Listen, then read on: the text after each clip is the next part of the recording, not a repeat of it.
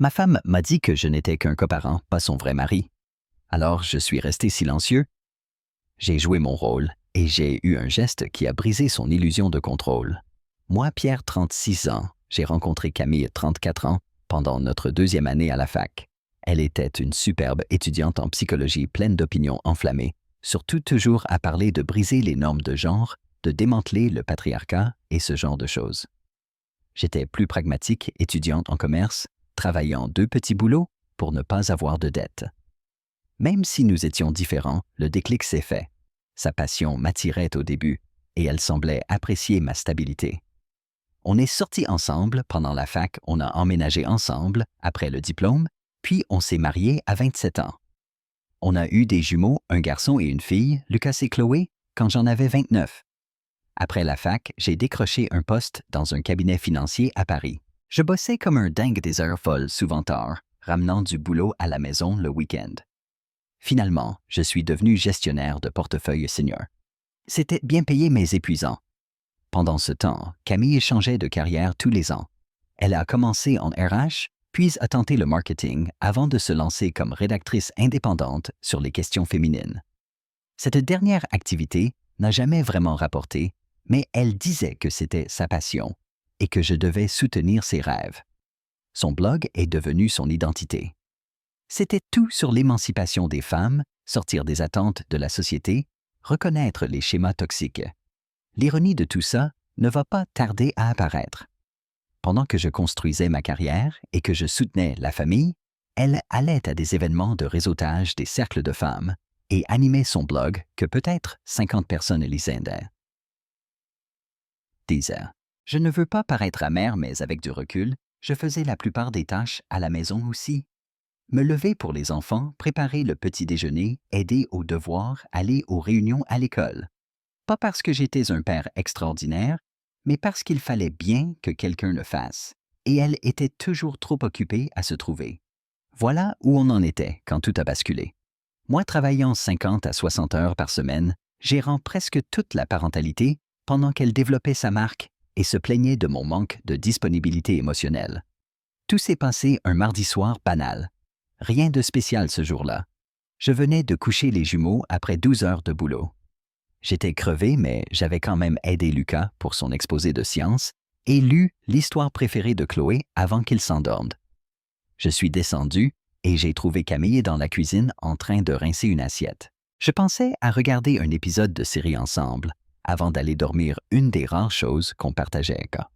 Dites encore. C'est là qu'elle a lâché.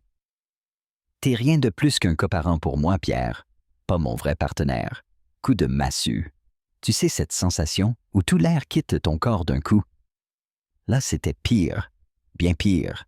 Sa voix était si calme, comme si elle me disait qu'il manquait du liquide vaisselle.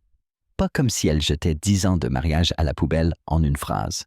Je suis resté planté là comme un idiot à la regarder de dos. Elle ne s'est même pas retournée, continuant à laver cette fichue assiette comme si de rien n'était. C'est comme ça que tu me vois, j'ai réussi à dire. Ma voix sonnait bizarre, comme si elle appartenait à quelqu'un d'autre. Elle a haussé les épaules, littéralement, et a dit « Je crois qu'on sait tous les deux que ce n'est plus vraiment un mariage depuis longtemps. Tu ne me stimules pas intellectuellement.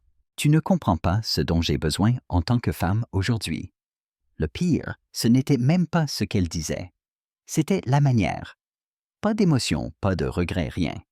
Comme si j'étais juste un type avec qui elle devait composer parce qu'on avait eu des enfants ensemble, pas l'homme qui l'avait soutenu pendant 10 ans et 3 reconversions. Celui qui a payé ses retraites se trouvait celui qui tenait la maison pendant qu'elle bossait sur son blog qui n'a jamais rapporté un euro. Je veux un partenaire qui peut suivre mon énergie et comprendre mon chemin. Elle a continué enfin en me faisant face. Quelqu'un qui me challenge et apprécie ma croissance. J'ai tellement évolué ces dernières années, et toi? Eh bien, tu es resté pareil. Pareil. J'étais passé d'analyste débutant à gestionnaire senior. J'avais appris à être père. Je l'avais soutenu dans toutes ses lubies et projets. Mais apparemment, ce n'était pas de la croissance. Je ne dis pas qu'on doit tout arrêter, elle a ajouté en voyant mon visage. Les enfants ont besoin de stabilité. On peut continuer à coparenter efficacement. Je pense juste qu'on doit être honnête sur ce qu'est vraiment notre relation. Elle disait ça, comme si elle me rendait service, comme si son honnêteté était un cadeau dont je devais être reconnaissant. Comme si me dire que je n'étais qu'une nounou et un distributeur était une preuve de bonté. Je n'ai pas explosé, pas pleuré, pas supplié. J'ai juste hoché la tête. Je vois. Puis, je suis sorti de la cuisine. Je l'ai entendu m'appeler Pierre. On va pas en parler. Mais que restait-il à dire? Elle avait été claire. Cette nuit-là, je n'ai pas dormi. Je fixais le plafond, repassant les dernières années en boucle. Quand est-ce que c'est arrivé? Quand suis-je devenu rien pour elle? Les signes étaient là. J'étais trop idiot, trop occupé ou trop dans le déni pour les voir. Sa façon de s'illuminer quand j'entrais dans la pièce disparut. Les textos marrants ou les chansons qui lui faisaient une pensée à moi disparus. Les vrais baisers, pas juste le bisou automatique disparu. La dernière fois qu'elle a vraiment demandé comment s'était passée ma journée et écouté vraiment. Ça remonte. La dernière fois qu'elle a fait quelque chose de sympa pour moi, défendu devant ses amis, quand elle critiquait leur mari et me mettait dans le même sac. J'ai pensé à toutes ces fois où elle était sur son téléphone près de moi, toujours à scroller Instagram, partageant des posts sur le fait de dépasser les autres et d'être soi-même, taguant ses publications. Connais ta valeur ne cesse jamais d'évoluer. Pendant ce temps, c'était moi qui me levais pour les cauchemars, qui faisais les déjeuners, qui allait aux entraînements, qui aidais aux devoirs de maths, tout ça en travaillant plus de 50 heures par semaine. Son vrai sourire, son énergie, tout était réservé aux autres. Ses amis progressistes qui lui disaient qu'elle méritait mieux. Son coach de vie qui prenait 200 € de l'heure pour lui dire qu'elle se contentait de peu. Les femmes de ses communautés en ligne qui validaient chaque pensée égoïste. Tout le monde sauf moi. Je me disais qu'elle était juste stressée ou fatiguée. Je cherchais des excuses parce que je ne voulais pas voir la vérité. Mais là, je ne pouvais plus ignorer.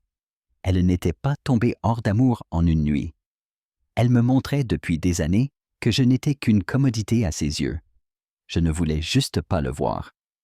Le pire constat est venu vers 3 heures du matin. J'avais passé des années à essayer de la rendre heureuse, à travailler, plus à aider, plus à soutenir ses rêves, pendant qu'elle déplaçait la barre et trouvait de nouveaux motifs pour lesquels je n'étais pas assez. Quoi que je fasse, ce ne serait jamais assez. Parce qu'elle avait décidé que je ne l'étais pas. Ce n'étaient pas mes actes, c'était sa perception. Et là, j'ai décidé d'arrêter d'essayer. Le lendemain matin, comme d'habitude, je me suis levé avant elle. J'ai préparé le petit déjeuner pour Chloé et Lucas, fait leur déjeuner, tout le tralala de papa. Quand Camille est descendue dans son peignoir en soie que je lui avais offert pour notre anniversaire, je n'ai rien dit. Je n'ai pas demandé comment elle avait dormi, pas commenté la météo, rien. Elle a remarqué, elle me lançait des regards, comme si elle attendait que je craque. Elle pensait sûrement que j'allais la supplier de m'aimer ou m'excuser de ne pas être assez stimulant intellectuellement. Mais c'était fini. Si elle me voyait comme un simple coparent, très bien. Ce serait ça. Rien de plus, rien de moins. T'es silencieux ce matin, elle a fini par dire, essayant de paraître détendue. J'ai haussé les épaules. Beaucoup de choses en tête. Le boulot. Tu veux parler de ce que j'ai dit hier soir? Elle s'est appuyée sur le comptoir, son mug de café à la main. Je pense qu'on doit être sur la même longueur d'onde. On l'est, j'ai répondu sans lever la tête en préparant le sandwich de Lucas. Tu as été très clair. Pierre? Je ne voulais pas te blesser, elle a dit, prenant ce ton condescendant qu'elle utilisait quand elle se pensait émotionnellement intelligente. J'étais juste honnête sur où j'en suis. J'apprécie l'honnêteté, j'ai dit sec. Maintenant, on sait où on en est. Je voyais bien qu'elle ne comprenait pas ma réaction. Elle attendait des larmes, de la colère, des promesses, désespérée de devenir l'homme qu'elle voulait. À la place, elle a eu une acceptation calme et ça l'a complètement désarçonnée. J'ai déposé les enfants à l'école primaire du quartier et j'ai continué ma journée avec ce nouvel état d'esprit. Je n'étais plus son mari, juste le père de ses enfants. Plus de service, plus d'écoute de ses plaintes sur sa journée ou de réarrangement du salon, plus d'aide pour son blog. Le soir, après qu'elle soit rentrée de son cercle de femmes, que j'ai appris plus tard être juste elle, Amélie et Pauline à râler sur leur mari, j'aidais les enfants aux devoirs. Elle est entrée à jeter son sac de marque sur la chaise que j'avais payée, attendant que je lui demande comment s'était passée sa soirée. Je me suis juste levé, j'ai dit aux enfants que je serais dans mon bureau s'ils avaient besoin, et je suis parti. Son visage inestimable. Dans mon bureau, j'ai ouvert mon ordinateur portable et créé un document stratégie de sortie. J'ai fait une liste de tout ce que je devais faire pour me protéger, moi et les enfants. Premier point, appeler un avocat. C'est devenu notre nouveau quotidien. Plus de petites discussions, plus de textos, plus de petits services. Le dîner, c'était pour les enfants. Je parlais avec eux, je riais avec eux, mais pas avec elles. Si elles me parlaient, je répondais poliment, mais brièvement. Ta journée bien. Rien d'autre. Tu as vu le mail de la maîtresse de Chloé. Oui, c'est réglé.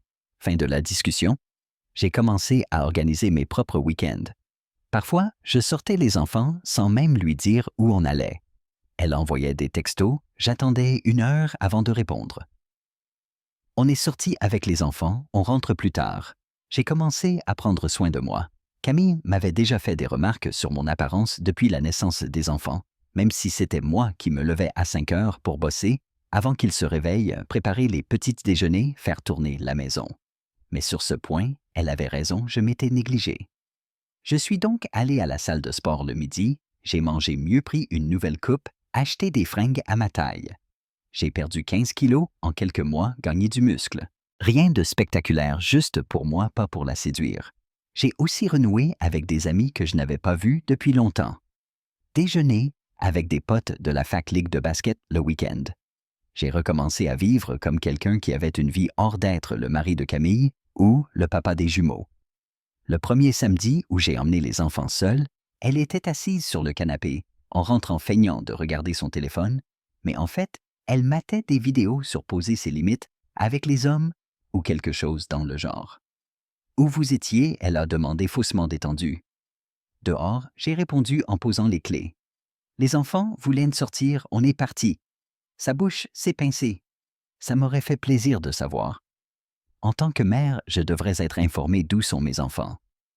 J'ai haussé les épaules. Je pensais que ça n'avait pas d'importance. Tu es toujours trop occupée avec ton blog pour venir de toute façon. C'est pas juste, elle s'est redressée. Mon travail aussi est important. Si tu le dis. Les enfants, allez vous laver les mains avant de manger. Ils sont montés, elle m'a suivi à la cuisine. Qu'est-ce qui t'arrive? Tu agis bizarrement depuis notre discussion. Rien, j'ai répondu en sortant les ingrédients. Je fais juste le coparent comme tu voulais. Ce n'est pas ce que je voulais dire, et tu le sais, elle a croisé les bras. Je l'ai regardé vraiment pour la première fois depuis des jours. Qu'est-ce que tu voulais dire, Camille? Parce que t'es rien de plus qu'un coparent pour moi, c'est assez clair. Elle a soufflé. Je voulais dire que notre relation a évolué, mais on peut rester partenaire. Non? J'ai hoché la tête. Partenaires comme des colocataires qui partagent tant des enfants. Compris. Là, sa belle stratégie a commencé à se fissurer.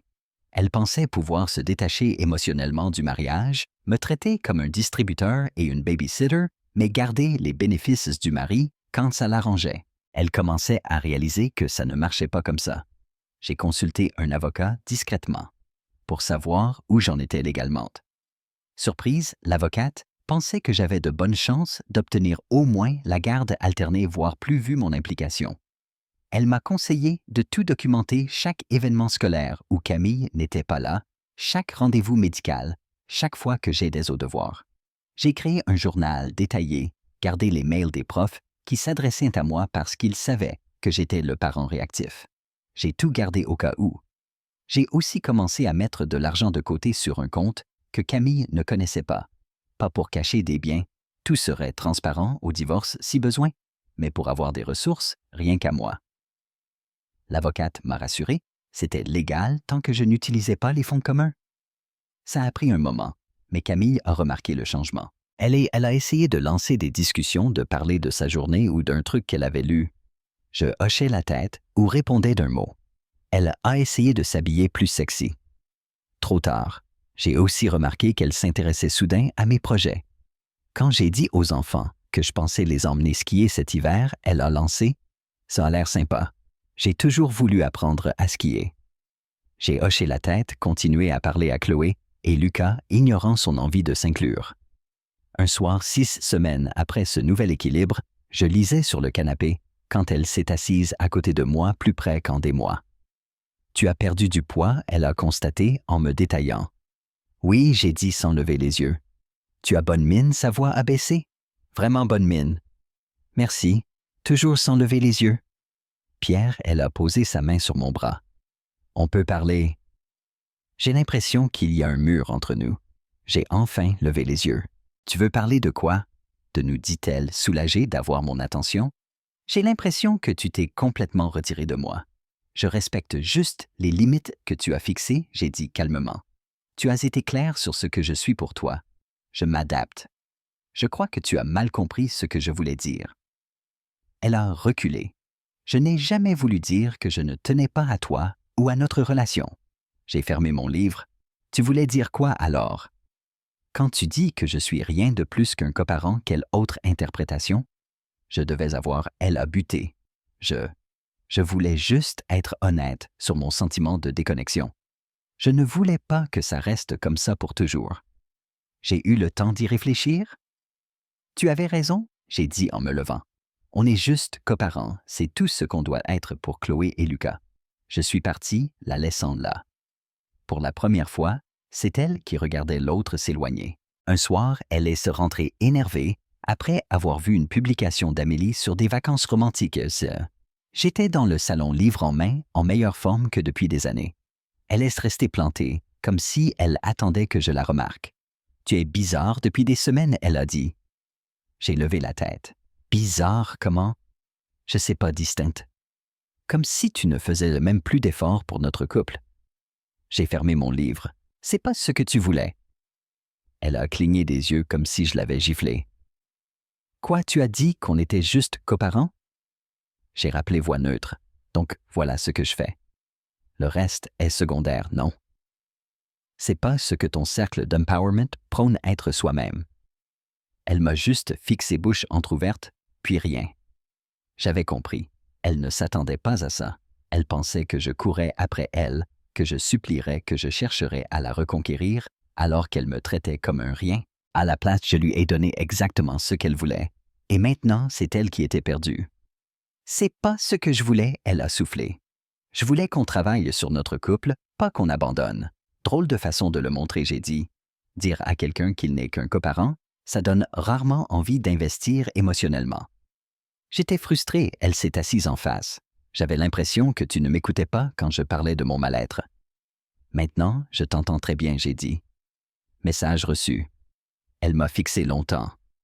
Alors, c'est comme ça. Après 10 ans, tu lâches tout. L'ironie était énorme. J'ai appris des meilleurs. Après cette nuit-là, tout a encore changé. Elle m'observait, écoutait plus peser ses mots. Elle attendait que je craque, que je rompe la routine, mais je n'ai pas cédé. Elle a essayé de capter mon attention, achat pour moi, mentionner des séries qu'on regardait sortir, la lingerie oubliée, parler de l'importance de l'énergie masculine dans la maison. Le contraire de son discours habituel. J'ai remarqué qu'elle ne postait plus ses citations passives-agressives sur la croissance et la valeur sur les réseaux. Étrange, non? Un soir, après le coucher des enfants, elle m'a coincé dans la cuisine pendant que je rangeais. Tu t'en fiches, hein? De quoi j'ai demandé en posant la dernière assiette. Elle a soufflé frustrée. De tout ça. De nous? Je l'ai regardée et haussé les épaules. Il n'y a pas de nous. Sa mâchoire s'est crispée. Donc c'est ça, ça te va tout ça. J'ai séché mes mains, la regardant dans les yeux. Non, mais je l'accepte. Tu as dit comment tu me voyais. Je fais pareil. C'est pas ce que je voulais dire, elle s'est défendue. Vraiment? Ça fait des années que tu me traites comme un chéquier ou une babysitter. Toi et tes amis passez votre temps à dire que les hommes sont inutiles pendant que je fais tout pour la famille. Félicitations. Tu m'as convaincu, on est juste coparents. C'est tout. Pierre, s'il te plaît, elle avait les larmes aux yeux. J'ai fait une erreur. Je me sentais juste ignoré. Ignoré. Là, j'ai ri. Camille, je me suis plié en 4 pour toi. J'ai soutenu toutes tes carrières hobbies phase se trouver. J'ai tout porté pendant que tu postais des citations sur Instagram. Alors, ne me parle pas d'être ignoré. Elle a essuyé ses yeux. Je sais que j'ai fait des erreurs. On en a tous fait. Mais on ne doit pas essayer pour nous, pour les enfants? Fallait y penser avant de dire que je n'étais qu'un coparent? On ne rabaisse pas quelqu'un et on s'étonne qu'il ne fasse plus d'efforts. Elle voulait répondre, mais n'a rien dit. Elle savait que j'avais raison. C'est elle qui avait tué ce qu'on avait. Elle s'était convaincue que je n'étais qu'un figurant dans sa vie. Et maintenant que j'arrêtais d'essayer, qu'elle sentait la distance, c'est elle qui souffrait. Les semaines suivantes, elle a redoublé d'efforts pour reconquérir. Elle cuisinait mes plats préférés, demandait après ma journée, proposait de s'occuper des enfants pour que j'aie du temps, suggérait des sorties, initiait des contacts physiques. Mais c'était trop tard. Impossible d'oublier. À chaque tentative, je revoyais ses mots, son ton, son dos tourner quand elle m'a dit que je n'étais rien. Le coup de grâce, je l'ai entendu au téléphone avec une amie. « Je sais pas quoi faire », murmurait-elle. « Il a complètement changé. » Comme s'il avait appuyé sur un interrupteur. Il n'est même pas en colère. Il est parti. Émotionnellement parti. J'ai tout essayé. Bien sûr que je me suis excusé. J'ai dit que j'étais frustré et que je ne le pensais pas. Il n'y croit pas. Je ne sais pas ce que je ferais s'il part vraiment. Oui, je sais. J'en ai parlé avant, mais je voulais pas vraiment divorcer. Je voulais juste qu'il fasse plus attention à moi. Tout était confirmé. Son honnêteté, c'était juste un moyen de manipulation. Elle pensait qu'en menaçant ma place, je ferais plus d'efforts. J'ai appelé son bluff, elle paniquait. Je n'avais pas besoin d'en entendre plus. J'avais compris. Après 3 mois de cette nouvelle réalité, j'ai décidé de passer à l'étape finale. Pas de drame, pas de scène. Juste la clarté, le coup de grâce. Un soir après le coucher des enfants, je me suis assis en face de Camille Dossier-Manille à la main. « Il faut qu'on parle. » Elle a levé les yeux de son téléphone presque pleine d'espoir. « Oui, je veux divorcer. » J'attendais de la colère des larmes n'importe quoi, mais non, juste le silence. Elle me fixait incapable de comprendre. Quand elle a enfin parlé, sa voix était basse. « Tu es sérieux? » J'ai hoché la tête, glissé le dossier. C'est quoi elle a ouvert lentement? Les papiers du divorce déjà remplis, et d'autres choses à savoir. Il n'y avait pas que les papiers, mais aussi les relevés bancaires. Pendant qu'elle se trouvait, je me préparais. J'avais déplacé 75% de mes primes sur des comptes qu'elle ne connaissait pas. J'avais documenté chaque fois où elle avait choisi son bien-être plutôt que les enfants. J'avais la liste de tous les événements scolaires auxquels j'étais allé pendant ses retraites. Surtout, j'avais une lettre de mon avocate expliquant qu'avec mon revenu et l'arrangement proposé, moi en garde principale, elle paierait probablement une pension. Pas l'inverse. Elle a blêmi. Tu plaisantes. Les mères gagnent toujours. Pas quand la mère n'est jamais là, j'ai dit calme. Je documente tout depuis des mois. Les profs connaissent mon nom, pas le tien. C'est moi qui vais chez le médecin qui aide aux devoirs. Toi, tu es trop occupé avec ton blog et ta démarche. J'ai sorti mon téléphone, montré le calendrier où je notais chaque événement, chaque rendez-vous, chaque réunion parent-prof, ces 6 derniers mois avec qui était là. L'évaluateur verra tout de suite qui s'occupe vraiment des enfants. Et ce n'est pas toi. Mais j'ai besoin de temps. Mon blog va décoller. Mon coach de vie dit que je vais percer. Oui, ça fait 3 ans que tu le dis. Pendant ce temps, j'ai été promu 2 fois. J'ai de quoi payer les études des enfants. Et toi, à part des posts Insta sur l'oppression. Ces larmes, cette fois, étaient vraies. Pierre, s'il te plaît, on peut arranger ça. Je ne pensais pas ce que j'ai dit. J'étais frustré. Pourquoi maintenant tu réalises juste que la planche de salut part? Ce n'est pas l'argent, elle protestait. Je t'aime. Je t'ai toujours aimé. J'ai failli rire. Tu ne m'as pas regardé autrement qu'avec du mépris depuis des années, sauf depuis que je m'en fiche. Soudain, tu tiens à moi. Pierre pense aux enfants, elle suppliait. Ils ont besoin de nous deux. Ils ont besoin de parents qui se respectent, je l'ai corrigé. Et tu as montré que tu ne me respectes pas. Tu as dit que je n'étais qu'un coparent. Donc voilà, on sera parents séparés. Je me battrai, elle a menacé. Je prendrai un avocat, je dirai que tu as tout planifié caché de l'argent. Vas-y, j'ai coupé, tout est légal. J'ai consulté 3 avocats pour être sûr. Et au fait, ta menace, je l'ai enregistrée. J'ai tapoté mon téléphone sur la table. Dans ce pays, un seul consentement suffit. Menacer de faux témoignages, ça ne passe pas bien au tribunal. Son visage s'est effondré. Elle savait qu'elle avait perdu. Les jours suivants étaient pathétiques. Elle a tout essayé, pleuré, supplié. Soudain, la femme parfaite dînait question sur ma journée tentative de me faire dormir dans notre lit. J'étais dans la chambre d'amis depuis des semaines. Elle a même envoyé promener ses amies féministes quand elles ont commencé à critiquer les hommes. L'une d'elles m'a appelé, demandant si j'avais fait quelque chose à Camille parce qu'elle me défendait avec force. Le coup fatal, c'est quand j'ai emmené les enfants voir l'agent immobilier pour vendre la maison. Camille n'était pas invitée. Quand elle l'a appris, elle a explosé. « Tu n'as pas le droit de vendre la maison sans moi. » Au contraire, regarde l'acte. C'est à mon nom. Ton crédit était trop mauvais, tu te souviens, à cause des cartes maxées pour ton self-care. Je lui ai montré l'acte. Son nom n'y était pas. On avait parlé de l'ajouter quand son crédit s'améliorerait. Mais elle ne l'a jamais fait. Elle s'est effondrée sur le canapé en larmes. Je fais quoi? Je vais où? J'ai haussé les épaules. Plus mon problème. On est juste coparents et à peine vu ton implication. Une semaine plus tard, elle est venue à mon bureau, m'a supplié de reconsidérer, disait qu'elle ferait toute thérapie, arrêter le blog, prendre un vrai travail, tout ce que tu veux. C'est trop tard. Tu as décidé que je ne valais pas d'être aimé il y a des années. Tu n'as pas prévu que je finirais par être d'accord. Le divorce a été rapide. Camille n'a pas contesté. Elle ne pouvait pas se payer un avocat du même niveau et savait que les preuves n'étaient pas en sa faveur. Le juge m'a donné la garde principale. Camille a eu un week-end sur 2 et un dîner par semaine. Son visage, quand le jugement est tombé, inoubliable. Elle était persuadée qu'en étant mère, elle aurait les enfants. La réalité a frappé fort. La maison s'est vendue plus cher que prévu. J'ai acheté un appartement mieux placé, près de l'école, 3 chambres, grand jardin, un vrai bureau où je peux télétravailler pour être plus présent pour les jumeaux. Camille, elle a fini dans un studio de l'autre côté de la ville. Elle a dû prendre un vrai boulot pour la première fois depuis des années, assistante, juste de quoi payer le loyer. Son blog est resté un hobby ignoré. La première fois qu'elle a déposé les enfants après son week-end, je l'ai vue regarder ma nouvelle maison avec envie. Tout ce qu'elle voulait, cuisine moderne, espace lumineux. Mais ce n'était plus à elle. Les enfants aiment bien ici, elle a tenté. Oui, j'ai confirmé. Chacun a sa chambre, il y a un parc tout près.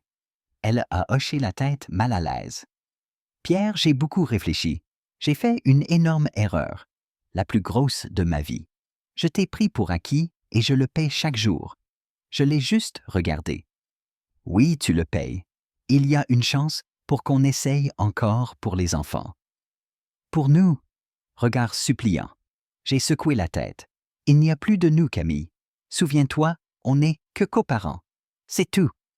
Les mots l'ont frappée comme ils m'avaient frappé. J'ai vu l'espoir la quitter, remplacé par la certitude qu'elle s'est détruite elle-même. Je viendrai les chercher mercredi pour le dîner. Elle a fini par dire voix vide. 18 heures, j'ai confirmé. Ne sois pas en retard. J'ai fermé la porte, je suis revenu vers mes enfants, ma maison, ma vie. Une vie à moi, enfin. 2 ans après le divorce, tout va bien. Les enfants s'épanouissent. Ils ont 11 ans, brillent à l'école, font du sport, plein d'activités. Je fréquente Sophie, une infirmière pédiatrique, rencontrée au cabinet de Lucas. Elle est tout ce que Camille n'était pas présente, soutenante, sincèrement intéressée par moi et les enfants. Camille, la dernière nouvelle, c'est qu'elle a déménagé dans un studio encore plus petit. Son blog est mort dans l'indifférence. Ses amies féministes l'ont lâché quand elle n'avait plus de quoi payer les brunchs et ateliers. Elle m'appelle parfois après un mauvais rendez-vous ou une sale journée pleurant sur sa plus grosse erreur. Et moi, je réponds « Je sais ». Mais on est juste coparents, c'est tout. Les enfants la voient un week-end sur 2, mais eux aussi voient de la différence. Maman est toujours sur son téléphone là-bas, m'a dit Chloé un jour. Ici, on fait vraiment des choses ensemble. Voilà ma vraie victoire. Pas la maison, pas l'argent, même pas voir Camille le payer pour ses actes. C'est de savoir que mes enfants voient apprécient un parent qui est vraiment là avec eux. Si tu vis la même chose, si on ne t'apprécie pas, si on te traite comme un simple accessoire dans la vie de quelqu'un d'autre, sache que tu mérites mieux. Tu mérites d'être valorisé. Et parfois, la seule façon de montrer ta valeur, c'est de te retirer de l'équation. Karma, c'est une sacrée chose.